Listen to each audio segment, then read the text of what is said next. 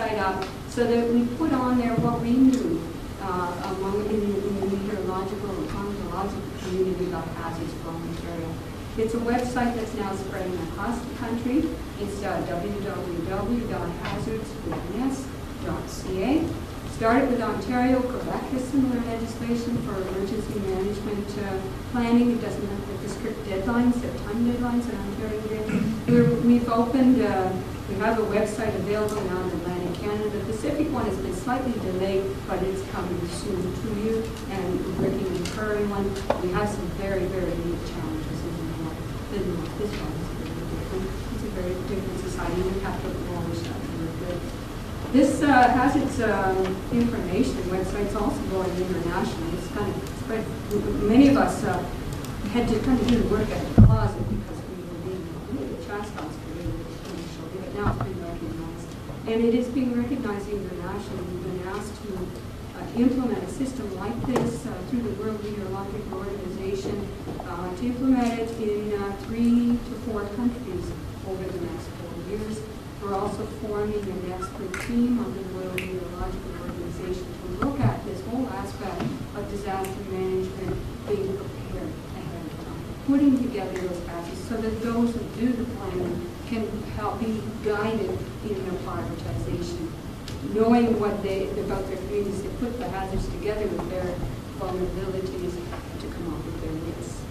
And it has information, as I say, lots of graphs. It has documentation on things like alerts that are used in Ontario and other parts of the country. So it does have the weather we need kind of information that we needed.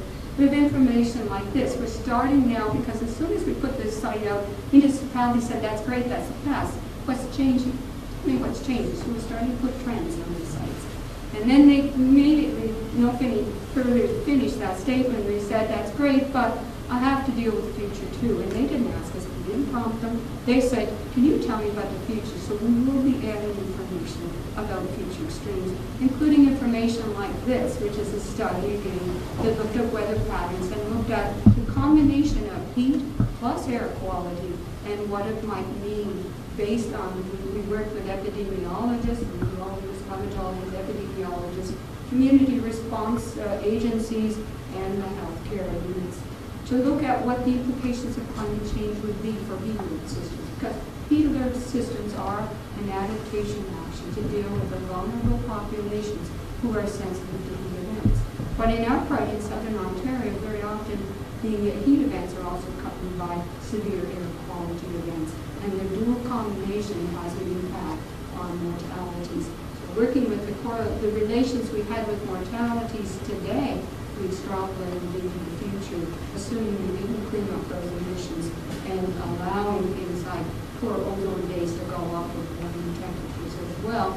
We concluded that in Toronto, for example, we currently have about, on average, 2.4 heat alert type days. In the future, by the 2050s, that will be about triple to 7.4 of these response days to 9.5. And I'm not going to say any more. I'm going to keep talking about community implications of running a heat alert system, but it's a very much integrated community, multidisciplinary, multi-group type of response. But here's some of the science. So again, those are things that we can do. Other things are infrastructure. We have over, as I mentioned, over $5.5 trillion. In Canada, we add $100 to $150 billion a year of new infrastructure, all based on the past. We've got to start raising more on the past. We've got to start doing that work. So we've got to regularly update, so we don't have 50 or 60-year-old numbers we use for design of infrastructure, but the most recent evolving emerging climate conditions there. And I think we're on track to do that, that we've got to start to look at the future and where we can get those goals and standards, because that's minimum. Start to incorporate, for those who are willing to consider what the future conditions, how we could be considered. In other words, put the climate data in there and let the engineers do what they do best. And the prevention agencies too. And that requires we get the science going so that we can protect people from future extremes. There's going to be bigger challenges ahead too, not there yet. And that is, again, how do we start to get those projections, that science about the future into what we're doing now, where it needs the science stuff, when you get down, you say, well, I heard this discussion yesterday, and you go, well, we're going to adapt. Okay, let's go. And then it comes right back full circle. What were we expecting? How much? 10% more, 20% more, 30% more? It's a cost-risk balance. And so we've got to use some of that guidance to help people get started on this process. You've got to work with lifespan planning because that's just economics. You can't replace everything all at once. You can't do everything all at once either. You've got to prioritize.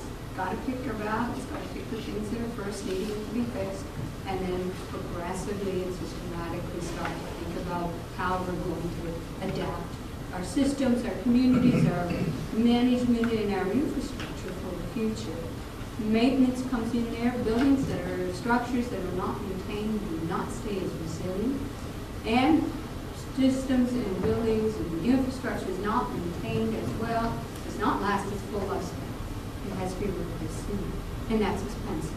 So there's some move afoot saying that maintenance is something we've got to pay more attention to, and there's a few fractions that are saying maybe we need standards on that. It's going to be a little bit of a tougher one to find, but it's something that we're going to keep in mind. New materials, new engineering practices, because what we've seen so far may be so different from what we're going to see in the future that we're really going to have to change our heads around and think very differently about this. And of course, the very tough political issue of land use planning.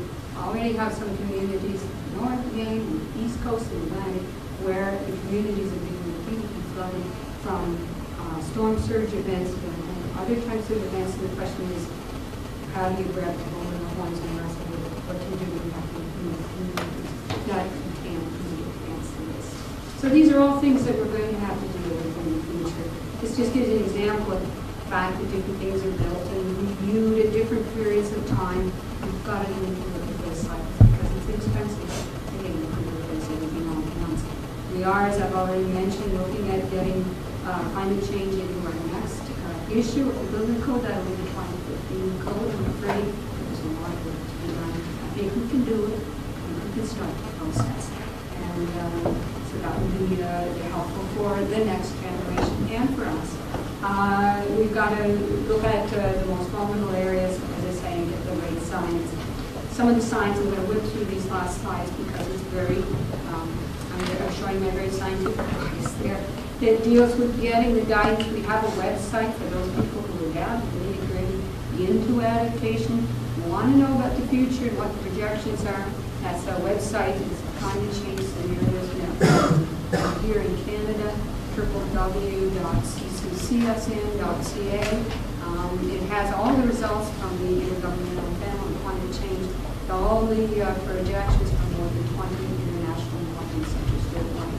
And we're working with techniques and tools to help municipalities as we get into this process to be able to use that information to get it down. And there are challenges because the models are still pretty coarse. They're still seeing big blocks of territory. And so we have to come up with means to bring that down to your community or, if possible, eventually parts of your community. So it's not an easy task. This gives you an idea of the different kinds of views that different climate models have. The one on the right-hand side shows the new models coming out, the regional climate models.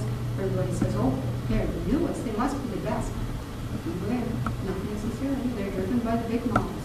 If the big global models are not capturing what's going on, the small ones that are driven by them may not either, even if it looks like they have a better resolution. So there's a lot of caveats that come to using data, which is why they need these multidisciplinary teams.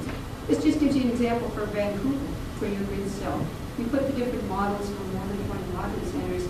This is kind of what they say, the temperature, precipitation. You see there is a scatter, but not all of the models are the same. Some are much more well-trained for particular regions and what climate is, and so it requires to be some knowledge in how to choose what you're going to estimate for the future.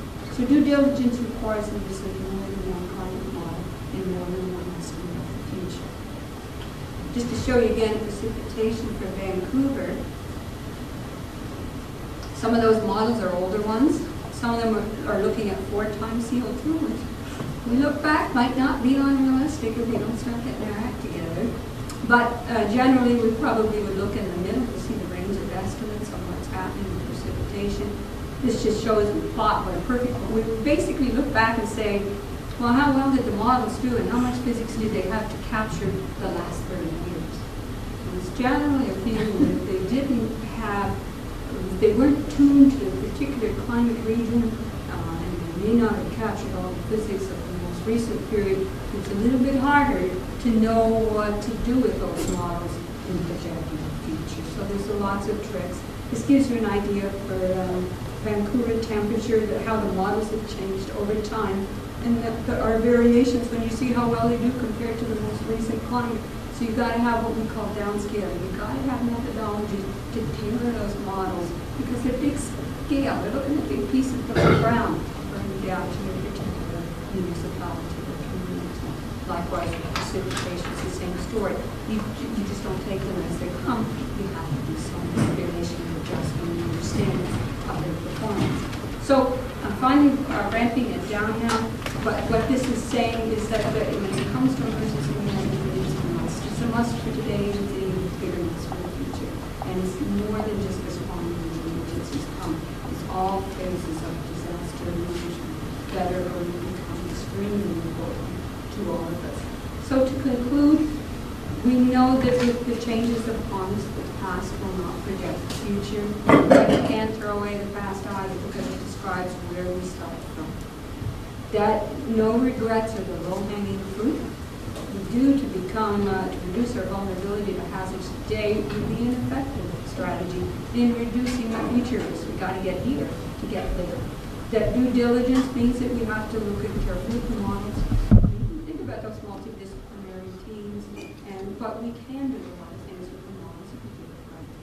And that climate changes are already happening faster than we realize, and that we've got to start adapting now. And it's not something we can say because there are limits to adaptation. There are limits to what we can do, so we've got to start soon.